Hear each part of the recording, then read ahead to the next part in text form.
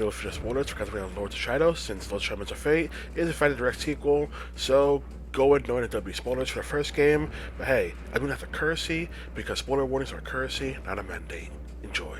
Castlevania Lords of Shadow Mirror of Fate, from that's what comes to call Mirror of Fate, is a direct sequel to Lords of Shadows, which also feels weird because Lords of Shadows on PS3 360 and then later ported to PC, and this is solely a 3DS title, which I got ported to PS3 360 and PC.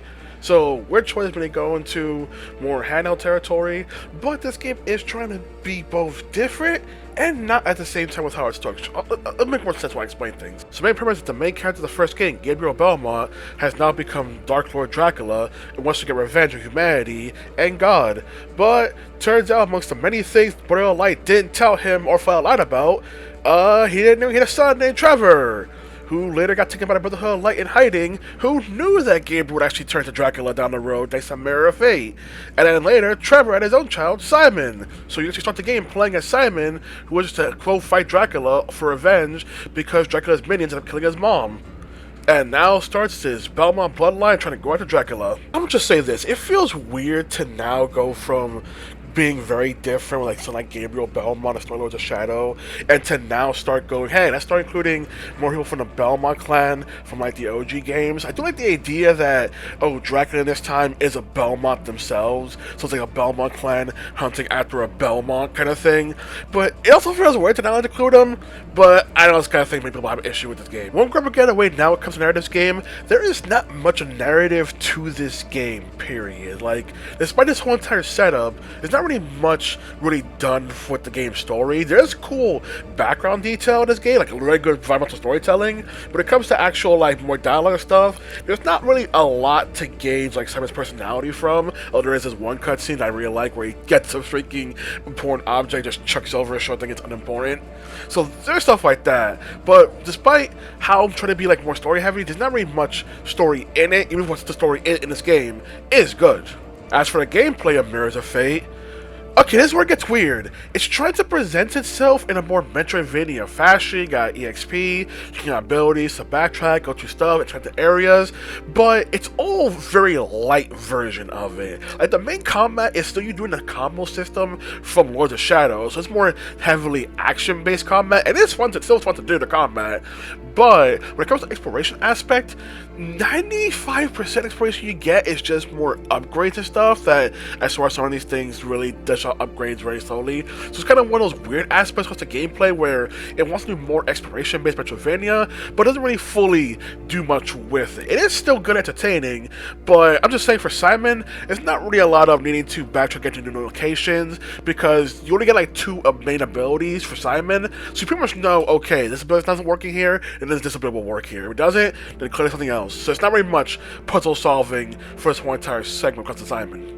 But Simon Belmont is but one playable character in this game. There's actually multiple who I won't spoil, but there is another character who does get entire puzzle sections, although I wish they got more, because it's more like Lords of Shadows puzzle segments where it's like, hey, do this puzzle, you get bonus XP, or we can just tell you the answer kind of thing.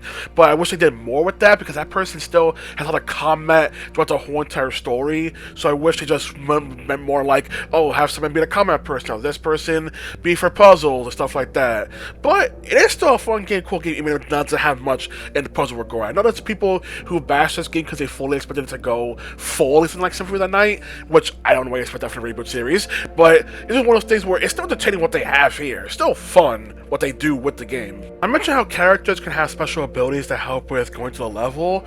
They also each only have two sub-weapons. Each character you play as only gets two sub-weapons, which very limit what they can do, especially so sub-weapons they get. Generally, only one of them's actually worth using. If you're playing a Simon, kind of neither of them are worth using, but outside the point, it's just a weird thing where to kind of limit how many sub-weapons they can get. I'm not trying to make each character you play as feel more unique, but it just feels like, you know, I need more to go off of. But I do like that once you're done with the character story segment, the EXP and everything you get carries over to the next character. So even going to the next character story segment, it's not as if you're restarting from zero. You're still keeping all the progress you accumulated with your whole entire stuff. Granted, you don't have like your health upgrades, your ammunition upgrades, but you still keep a bunch of stuff with you, which is still super cool how they handle that.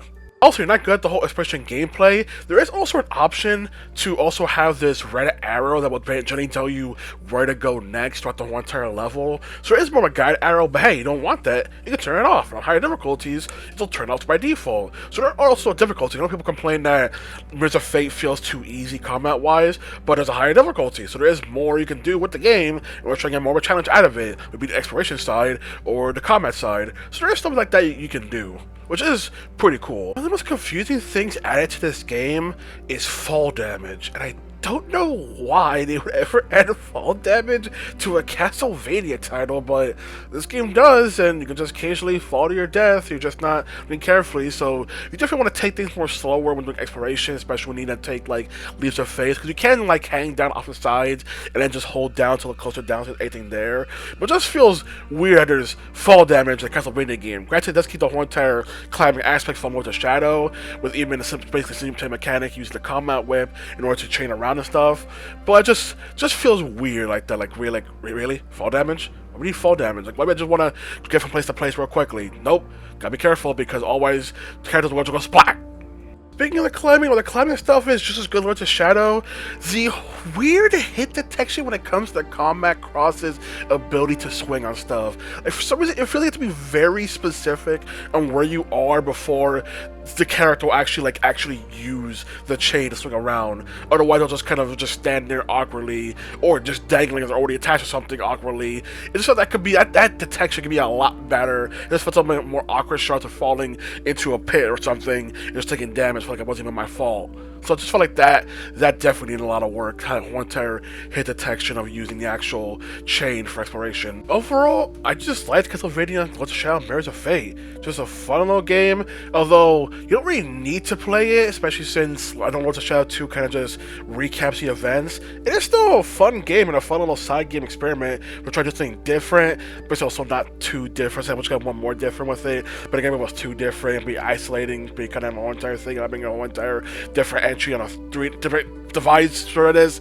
But it's just a fun little game, and a lot of the complaints I saw for this game just don't make sense. Some people say the story doesn't explain things. It does. Or, hey, what's this little ghost thing that doesn't get explained? It does. What's the Mirror of Fate? The game really explains it. It was also in the first game. But all of the biggest one being, Simon Belmont is not a ginger with an Irish accent. One, this is a reboot. I expect things to be exactly the same. And two, Castlevania Chronicles on PS1 literally has a red hair design for Simon Belmont by Yami Kojima. So, he hasn't fight Ginger before. I don't know what we're talking about.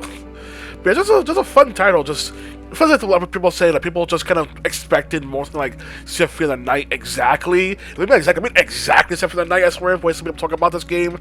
But no, it's just trying to be more Metroidvania. Not like a more light version of Metroidvania, not really deep into mechanics, but still a fun experience. Can really understand why someone who would enjoy Ghost of Shadow would enjoy this. It's the same combat, the same fun combat, same fun exploration. So now it's more, that's just more exploration with a whole entire bigger environment. Although you do have an arrow and stuff telling you where to go, and not confident exploration ability. It's just a fun time. Just a cool little freaking side game that I feel like they could have done more with, honestly, but what they had is pretty cool, which again, I can see why they would let it go on to make the remake of Metroid 2 and then Metroid Dread. But for some reason, this game people act as if would be a reason why they shouldn't be doing that. But like, did you literally get a developer going to join their potential for other franchises, but people just don't see it at the time. Or now, apparently, to this day.